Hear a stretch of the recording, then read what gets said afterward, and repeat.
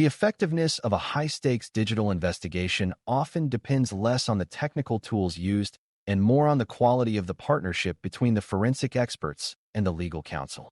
We are focusing on the essential coordination between technical forensics teams and legal counsel to ensure that an investigation remains both thorough and legally defensible. Typically, a forensic analyst operates with a focus on bits and bytes, while a lawyer focuses on the strategic and legal implications of the findings. In practice, these two perspectives must be merged into a single, unified mission where every technical discovery is interpreted correctly within the specific legal context of the case. What this means is that we are building a collaborative framework that allows the organization to uncover the truth while protecting its most valuable legal interests and strategic options. Before we continue, a quick note. This audio course is a companion to our course companion books. The first book is about the exam and provides detailed information on how to pass it best. The second book is a Kindle-only ebook that contains 1,000 flashcards that can be used on your mobile device or Kindle. Check them both out at cyberauthor.me in the Bare Metal Study Guide series. Coordination ensures that the technical findings of an investigation are translated and interpreted correctly within the specific legal framework of the lawsuit or the regulatory inquiry. A technical fact, such as an unauthorized login from a foreign address, can have vastly different legal meanings depending on the context of the relationship between the parties. In practice, the lawyer provides the forensic team with the theory of the case, which helps the investigators prioritize their efforts and focus on the most relevant data sources.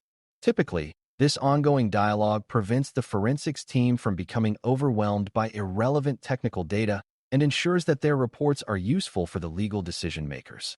Establishing this level of professional alignment ensures that the technical work directly supports the broader legal strategy of the entire organization. One of the most effective ways to protect your investigation is to practice by involving your legal team the very moment you suspect that a significant crime or a major policy violation has been committed. By bringing counsel in early, the organization can structure the investigation as a privileged activity from its very inception, providing a layer of protection for the findings.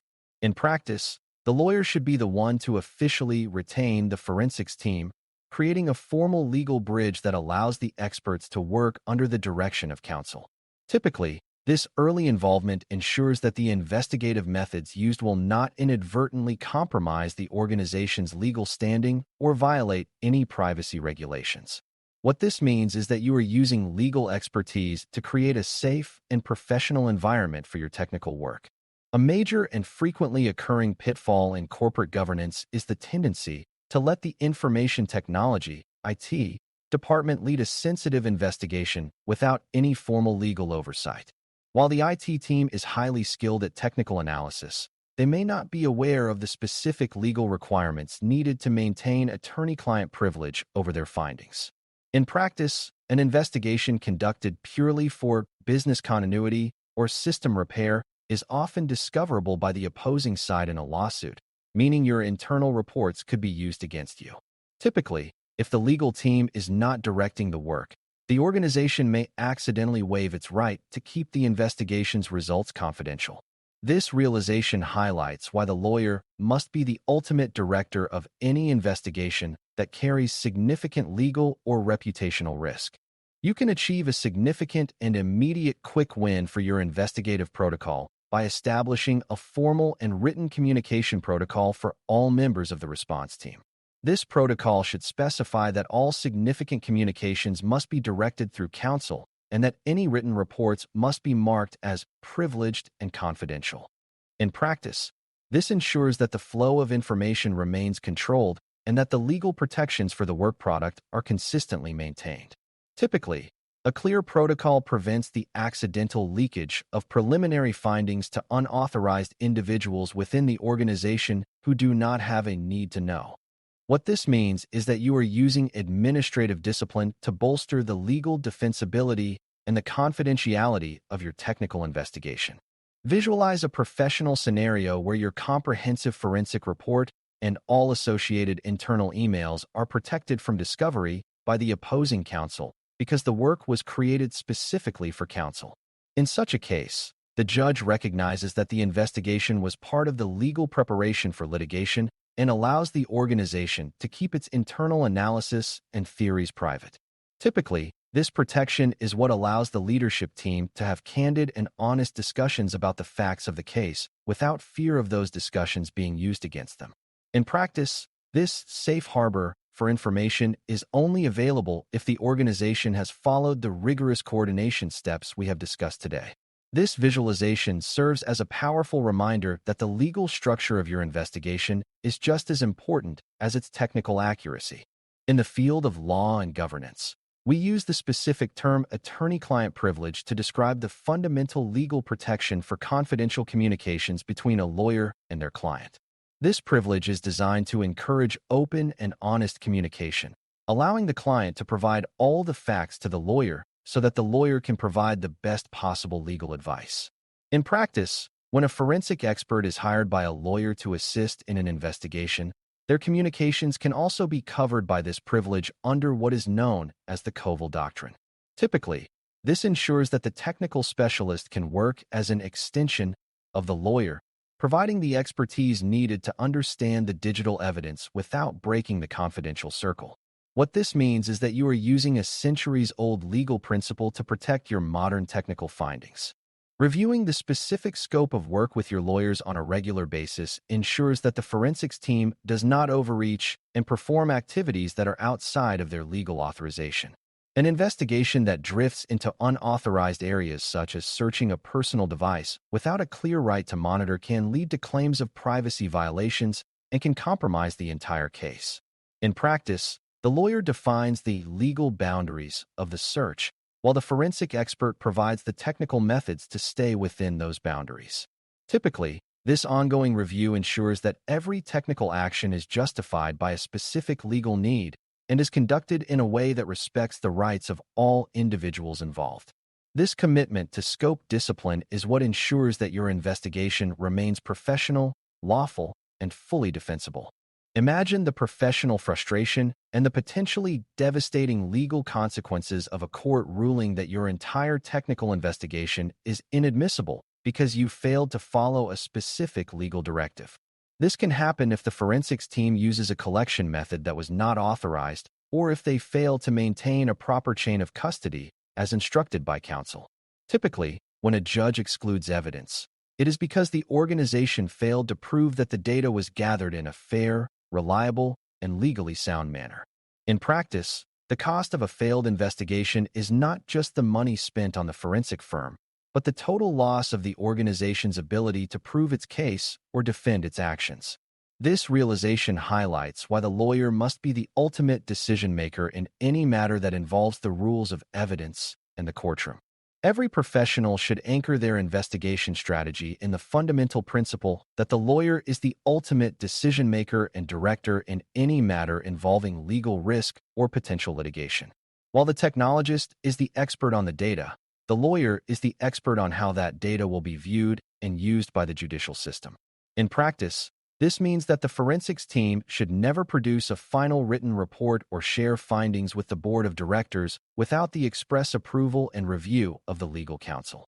Typically, the most successful investigations are those where the technical team understands and respects this hierarchy of authority as a necessary part of the legal process. What this means is that you are acting as a specialized technical advisor who is fully integrated into the broader legal strategy of the organization. We have now discussed how to effectively integrate your technical expertise with the organization's legal strategy to build a defensible, protected, and highly accurate case. By establishing a close and coordinated partnership with your legal team, you are ensuring that your technical findings have the maximum possible impact while minimizing the organization's legal exposure. Typically, the most effective practitioners are those who can speak both the language of the data center and the language of the courtroom with equal professional poise. In practice, this collaboration ensures that the organization remains a trusted and reliable participant in any legal or regulatory proceeding. This integrated perspective is what differentiates a high-performing incident response team from one that is merely reactive and disorganized. A highly effective technique for complex investigations is to use a Joint Defense Agreement, JDA. if you are collaborating with other organizations or partners on a multi-party investigation. AJDA allows different legal teams to share privileged information with each other without waiving their individual attorney-client protections, provided they have a common legal interest. In practice, this is essential for responding to large-scale supply chain attacks or cases of industry-wide fraud where multiple companies are victims of the same actor. Typically, this coordination allows the forensic teams from different organizations to pool their findings and build a more complete picture of the threat while remaining legally safe. What this means is that you are using formal legal instruments to scale your investigative capabilities across the entire digital ecosystem. Effective coordination protects the company's long-term legal interests while ensuring that the technical facts are fully, accurately, and legally gathered for use in any future proceeding. When the process is structured correctly from the start, the organization can respond to a crisis with a level of speed and certainty that is respected by judges, regulators, and insurance carriers. Typically, the energy you spend on perfecting your communication and coordination protocols today is a direct investment in the success of every investigation you will ever lead. In practice, the discipline you apply to these relationships is what transforms a collection of individual experts into a powerful and unified defensive force. This focus on coordination is what ensures that your governance program is a verified, trusted, and legally robust reality in the modern digital world. This session on the essentials of coordinating effectively with forensics teams under counsel direction is now complete, and you have gained a solid understanding of how to protect your technical work with legal safeguards. We have discussed the role of attorney-client privilege, the importance of legal oversight, the value of communication protocols, and the necessity of scope discipline during an investigation. A warm and very practical next step for your own professional growth is to take a moment today and identify exactly who your primary legal contact is for security incidents and internal investigations. As you do so, consider whether you have an established relationship with this individual and whether they are familiar with your organization's technical response capabilities. Moving forward with this proactive and collaborative mindset will help you ensure that your investigations are always safe, professional, and fully defensible. Thanks for listening. For more audio courses, daily newsletters, and more, please visit baremetalcyber.com.